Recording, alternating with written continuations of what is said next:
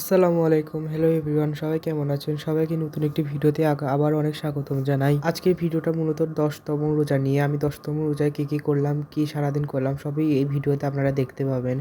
তো সেহরি থেকে ভিডিওটা শুরু করে দিয়েছি। আমি সেহরিতে উঠেই আলু ভর্তা এবং ডিম ভাজি, সাথে আমাদের মামি ঘি দিয়েছিল। ওই ঘিটা খাঁটি গাওয়া ঘি, ওরা নিজেরাই বাড়িতে বানিয়েছিল। ওই ঘিটা আমাদের দিয়েছিল। ওই ঘিটা দিয়ে খেয়ে নিচ্ছিলাম, অনেক মজা লাগতেছিল খেতে। এই খাবারটি কিন্তু বাঙালির বেস্ট খাবার বলা যায়। আলু ভর্তা, ডিম ভাজি, সাথে ঘি, অসাধারণ। তো যাই হোক, আমি তারপরে সেহরি খেয়ে নামাজ কালাম পড়ে অ্যাসাইনমেন্ট করতে বসে গিয়েছি।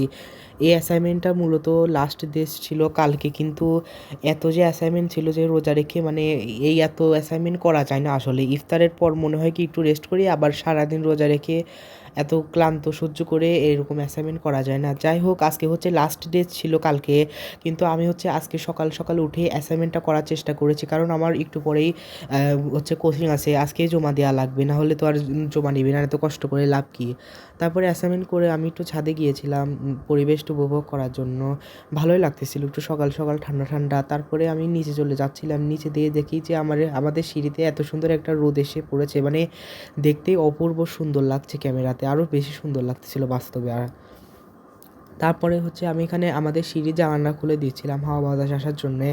আমি প্রত্যেক দিনই প্রায় চেষ্টা করি যে আমাদের দোতলায় সব জানালা মালানা খুলে দেওয়ার, কারণ হাওয়া বাতাস আসলে আমাদের বাড়িটা একটু সুন্দর থাকে, কারণ বাড়িটা আমাদের নতুন করা, তো ওই জন্যে। তো যাই হোক, আর কোনো ভিডিও নেওয়া হয়নি। আমি কোচিংয়ে যেয়ে এসে শুয়ে পড়েছিলাম, প্রায় 1টার দিকে শুয়ে পড়েছিলাম। আমি 4টার দিকে উঠে পড়েছিলাম। উঠে আমি একটু ছাদে গিয়েছিলাম, একটু আমার আম্মু মরিচ শুকাতে দিয়েছিলো, ওই মরিচগুলো আনতে আসলে। আর এসে দেখি যে একবারে শেষের দিকে এসেছিলাম, ইফতারের প্রায় আধা ঘন্টা আগে এসেছিলাম। এই মরিচগুলো কিন্তু আমার আম্মু পুরা বছরের জন্য সংরক্ষণ করে রাখছে। এই বছর আর কোনো মরিচ কিনা লাগবে না, এরকমভাবে আমার আম্মু মরিচগুলো শুকাইছে। যাই হোক, তারপরে আমি গাছে পানি দিয়ে দিচ্ছিলাম। আমি প্রত্যেক দিনই চেষ্টা করি যে ছাদে এসে পানি দেওয়ার জন্য, কারণ এখন তো বৃষ্টি বাদলের দিন না, বেশি বৃষ্টি হয় না, বৃষ্টি নাই হওয়া বলতে চলে। ওই জন্য এই পানিটাই কিন্তু নির্ভরশীল গাছের জন্য। এই গন্ধপাতাল গাছটা কিন্তু আমার আম্মুর অনেক শখের লাগানো, কারণ এই গন্ধপাতাল গাছ আমার আম্মুর হাতে কিছুতেই হতে চায় না।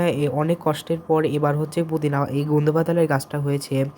আর আমার আম্মু কিন্তু প্রত্যেকটা গাছে একটু একটু করে মাটি দিয়েছে, কারণ আমাদের এদিকে এক জায়গায় বাড়ি করতেছিল, ওইখানে মাটি তোলা হয়েছিল, ওইখান থেকে 2 ঢাকি মিস্ত্রিকে দিয়ে আনিয়ে নেওয়া হয়েছিল। ওই 2 ঢাকি একটু একটু করে সব গাছে দেওয়া হয়েছিল। তারপর সব কাজ শেষেই দেখি আমার আম্মু এখানে বাড়িঘর পরিষ্কার করা শুরু করে দিয়েছে। মেনলি বাড়িঘরে একটু রং দেওয়ার কথা, নতুন বাড়ি করা হয়েছে, তো আমাদের বাড়িটা পুরো সাদা রং করা, কোনো আলাদা করে কোনো রং দেওয়া হয়নি সবুজ হলুদ। তাই আমাদের বাড়িটাকে প্রত্যেক সপ্তাহে ক্লিন করতে বলা যায়। আর এখন যেহেতু সামনে ঈদ আসছে, তাই টুকটাক করে একটু পরিষ্কার করা কিন্তু অবশ্যই দরকার আমাদের বাড়ির জন্য, কারণ নতুন বাড়ি তো একটু পরিষ্কার না করলে অগোছালো থাকে আর ভালো লাগে না। যাই হোক, এখানে আমি কয়টা বেগুনি ভেজে নিয়েছিলাম। আমার আম্মু এমনিতে একটু কষ্ট করেছিল, বাড়িতে আসলে আজকে একটু রং করা হয়েছিল। আমার আম্মু সব ধরনের কাজে এক্সপার্ট বলা যায় এখানে, তাই আমি একটু আমার আম্মুকে সাহায্য করছিলাম, বেগুনিগুলো ভেজে দিচ্ছিলাম। আজকে বেগুনিটা কিন্তু অনেক মজা ছিল। আর এই চিপসগুলো কিন্তু আমার আম্মুর নিজের হাতেই শুকিয়েছে, এই চিপসগুলো কিন্তু বাড়িতেই বানানো। দেখুন কি সুন্দর ফুলছে। আপনারাও চাইলে কিন্তু এরকম আলু শুকিয়ে 1 বছরের জন্য বা 1 মাসের জন্য সংগ্রহ করে সারা রোজার মাসও কিন্তু এরকম চিপস ভেজে খেতে পারেন। বাইরে থেকে কিন্তু চিপস আর কিনে নিয়ে আসা লাগে না। এই চিপসটা কিন্তু বাইরে আমরা অনেক দাম দিয়ে প্রায় বলে কিনতে খাই। 20 টাকা করে এইটুক চিপসই 20 টাকা নেয়। আমি কালকে ফালুদাটা বানিয়েছিলাম, ইফতারের 20 মিনিট আগে ফালুদা বানিয়েছিলাম, তো ইফতারের সময় আর খাওয়া হয়নি। কালকে বানিয়ে ফ্রিজে রেখে দিয়েছিলাম, আজকে ঠান্ডা ঠান্ডা খাবো বলে। তারপরে আমার আম্মু এখানে বিরিয়ানি প্রস্তুতি নিচ্ছিল। আর ইফতারে একটা বেশি সময় ছিল না, তো ওই জন্যে তাড়াতাড়ি করে বিরিয়ানিটা রান্না করে নিচ্ছিল। আমার আজকে বিরিয়ানি খেতে ইচ্ছা করেছিল, ওই জন্য আমার আম্মুকে বলে আমার সাথে সাথে আমার আম্মু রান্না করে দিচ্ছে। আর এখানে ওই যেই রোস্টটুকু করেছিল, ওই রোস্টটুকু পোলার মধ্যে ঢেলে দিল। আর আমি এখানে ফ্রিজ থেকে খেজুর বের করে নিচ্ছিলাম, ইফতারে বেশি একটা সময় ছিল না। আর এখন কিন্তু ভালোই গরম পড়ে গিয়েছে। আর আজকে ব্লগটি পর্যন্ত, সবাই ভালো থাকবেন, দেখা হচ্ছে নতুন কোনো ভিডিওতে। আল্লাহ হাফেজ।